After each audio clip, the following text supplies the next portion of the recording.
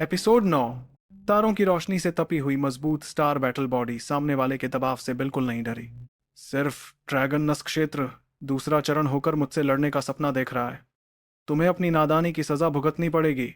तूफान की तरह जतिन रेयांश पर झपटा, लगातार चिल्लाते हुए कम समय में कई मुक्के मारे, जिससे रेयांश को लगातार बचना पड़ा। अरे रेयांश, ये लड़का अभी अभी बहुत शीखी बघार रहा था। मुझे लगा था कि उसके पास कोई छुपा हुआ दांव है। नहीं पता था कि जतिन भाई के हमले के सामने उसे सिर छुपाकर भागना पड़ेगा। बस शर्मिंदगी है। देखने वाले हंसते हुए बीच मैदान की तरफ इशारा करते हुए आराम से बात कर रहे थे। जतिन का एक और हमला बचाकर रेयांश ने उन्हें एक नजर देखा और मन में गाली दी, मूर्खों का झुंड। फिर रेयांश ने मुस्कुराते हुए जतिन की तरफ देखकर मजाक उड़ाते हुए कहा, जतिन नायक, बस इतनी ही ताकत है तुम्हारी। जतिन मैदान में था, देखने वालों की तरह बेवकूफ नहीं था। रेयांश हालांकि उसके हमलों से इधर उधर भाग रहा था, लेकिन बहुत ही व्यवस्थित तरीके से बच रहा था।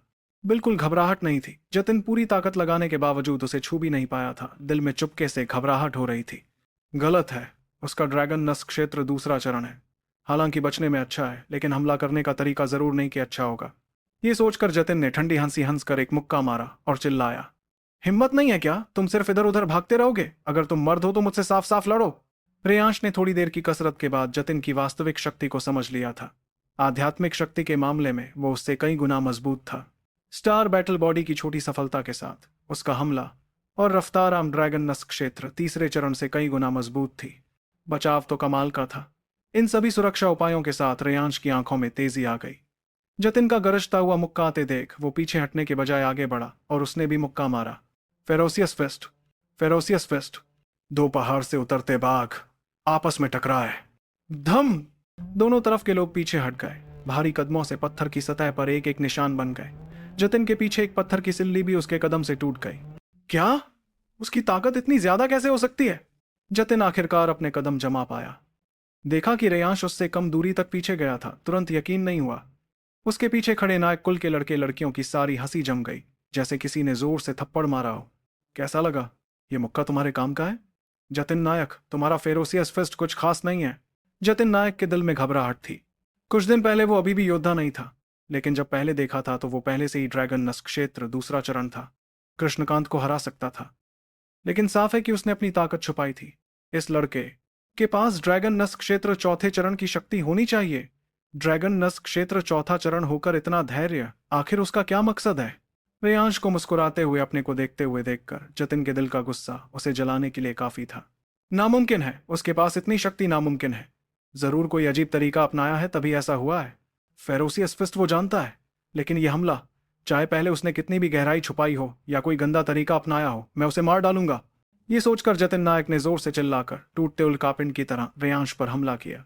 इस भारी दबाव से छोटे नायक कुल के लड़के लड़कियां पीछे हट गए और झुंड में से किसी ने हैरानी से कहा, जतिन भाई वाकई कमाल का है। मिडिल लेवल की युद्ध तकनीक मीटियोर फिस्ट भी सीख लिया है। उस लड़के का मीटियोर फिस्ट के सामने जरूर कुछ नहीं बचेगा। मीटियोर फिस्ट हूं? उसकी भारी उल्कापिंड की तरह आती मुट्ठी को देखते हुए रेयांश शांति से मुस्कुराया। इस बेवकूफ को निपटाने के बाद पता नहीं कितना बड़ा तूफान मचेगा। क्या वो औरत मुझे अलग नजरों से देखेगी? वाकई मुझे ये जानने की उत्सुकता है।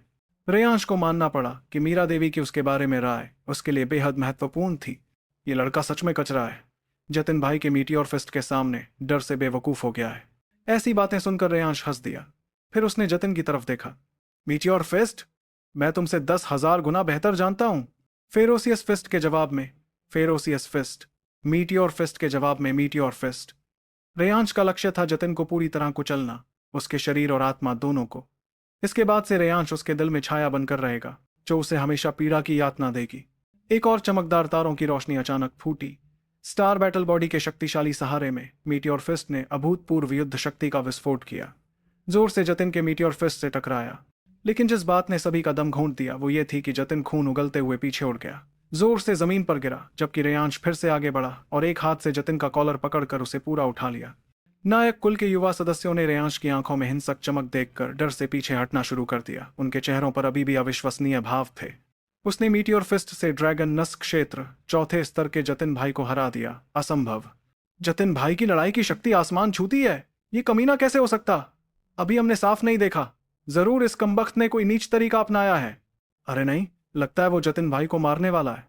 सभी डर से देखने लगे, केवल रेयांश को एक हाथ से जतिन को पकड़े और दूसरे हाथ से मुट्ठी बांधे, ठंडी नजरों से जतिन को देखते हुए। इस समय जतिन के मुंह में खून भरा था, आंखें धुंधली थीं। साफ था कि वो बुरी तरह जख्मी था, लेकिन कम से कम होश में था। देखा, मैं तुमसे ज्यादा मजबूत हूं। अब यह कचरे का खिताब तुम्हें वापस कर रहा हूं, लेकिन जतिन, तुमने मुझे जो अपमान दिया है वो कम नहीं है। आने वाली आधी जिंदगी तुम्हारे चुकाने का समय है, और हर बार पहले से भी बुरा होगा। तुम मानसिक तैयारी कर लो। जानवर। जतिन ने खून की उल्टी की। उसने रेयांश की मुस्कुराती निगाहें देखी और उन निगाहों के नीचे छुपी क्रूरता। तब उसे अचानक लगा कि सामने वाला व्यक्ति अब वो नहीं था जिसे वो पहले सताता था। इस समय उसे दिल से डर लगने लगा था, जो उसे कंप कंप पा रहा था। कांप रहे हो? यही तो रेयांश चाहता था।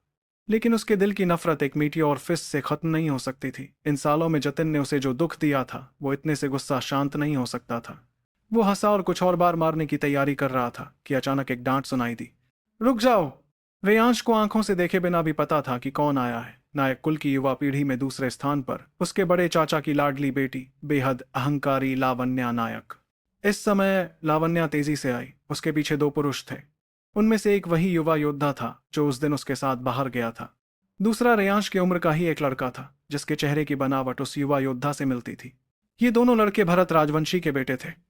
रेयांश का ध्यान थोड़ा भरत राजवंशी के छोटे बेटे पर गया। इस लड़के का नाम विकास था, जो अक्सर पन्ना महल जाता था और योद्धा की शक्ति के भरोसे रेयांश को कई बार सताया था। इस समय विकास ने देखा कि रेयांश ने जतिन को हरा दिया है। तुरंत उसके चेहरे पर घबराहट आ गई और वो दूसरे युवक यानी अपने भाई के पीछे छुप गया। डरपोक! रेयांश ने ताना मारा और फिर अपनी नजर लावण्या पर फिराई। इतनी घृणा भरी निगाहों से मुझे देख रही है। ये लावण्या शायद मुझे मार देना चाहती है, रेयांश ने मन में सोचा और चुपचाप ठंडी हंसी हंसी। जब लावण्या आगे बढ़ने वाली थी, अचानक उसने दाहिना हाथ हिलाया। जतिन के शरीर के सारे कपड़े उसके हाथ से फट गए। इस समय नंगे जतिन को रेयांश ने बेपरवाही से फेंक दिया, लावण्या की तरफ। रेयांश के इस काम से तुरंत सभी वहां खड़ी लड़कियां चीखने लगी और मुंह फेर कर भागने लगी।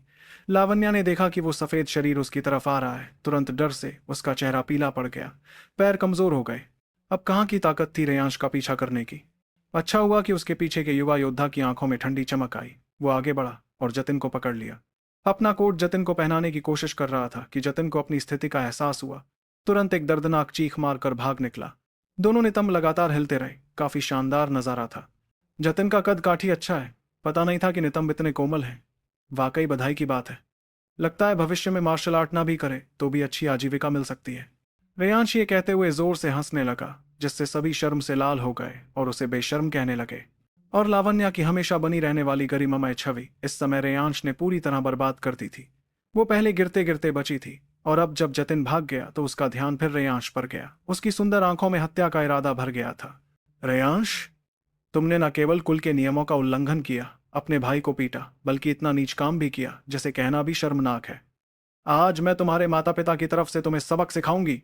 कल्पना करना मुश्किल था कि हमेशा बड़ी बहन की रहस्यमयी छवि बनाए रखने वाली लावण्या आज इतनी गुस्से में होगी कि उसके पीछे के दो पुरुष भी उसे रोक नहीं पा रहे थे।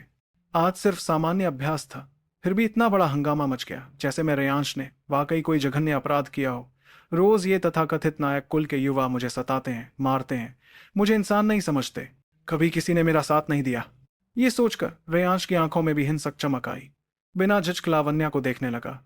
पिताजी सही कहते थे, अगर आदमी में ताकत नहीं है तो वो कुत्ते के बराबर है। आज वो इसलिए मुझे इस तरह गाली दे रही है क्योंकि मेरी शक्ति अभी भी काफी नहीं है। लेकिन आज मैं जतिन को हरा सकता हूँ, कल तुम्हें भी हरा सकूंगा। वो कुछ कदम पीछे हटा, ठंडी आवाज में बोला, लावण्या, कहीं तुम्हारी आंखें अंधी तो नहीं हो गई?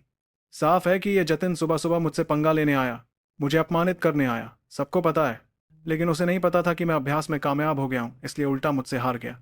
लेकिन मैंने उसे मारा भी नहीं, और तुम सारे इल्जाम मेरे सिर मढ़ रही हो। इसका क्या मतलब है? कहीं तुम बड़ी बहन होकर इस तरह बेसोच समझ कर काम करती हो, निजी बदला लेती हो? रेयांश की इन बातों से पहले भड़की हुई लावण्या ठंडी पड़ गई। उसने गहरी सांस ली। पीछे मेहमान होने का ख्याल आया तो उसने अपनी भावनाओं को काबू में किया। रेयांश के सामने आकर उसे ठंडी नजरों से देखने लगी। रेयांश सिर्फ 16 साल का था, लेकिन लावण्या से काफी लंबा था। रेयांश, पहले मैंने कभी तुम्हें कुछ नहीं समझा था, लेकिन नहीं सोचा था कि तुम इतनी गहराई से छुपाओगे। ड्रैगन नस्क क्षेत्र चौथे स्तर तक, तब अपनी शक्ति दिखाओगे। लेकिन हम सब नायक कुल के हैं, शक्ति छुपाने की क्या जरूरत थी? लगता है तुम्हारे इरादे अच्छे नहीं हैं। खैर, तुमने जतिन को घायल किया है, उसका इस तरह अपमान भी किया है। तीसरे चाचा और चाची तुम्हें माफ नहीं करेंगे। अगर मैं तुम्हें सबक न भी सिखाऊं तो आज तुम्हारे लिए सजा से बचना मुश्किल है। रेयांश मुस्कुराया, बोला, तो मैं वाकई बहुत उत्सुक हूं। चलो देखते हैं आगे क्या होगा। स्टोरी में जानने के लिए सुनते रहिए इस स्टोरी को और चैनल को भी ज्वाइन कर ले। आगे के एपिसोड इसी चैनल पे आएंगे तो सब लोग इसे ज्वाइन कर लो।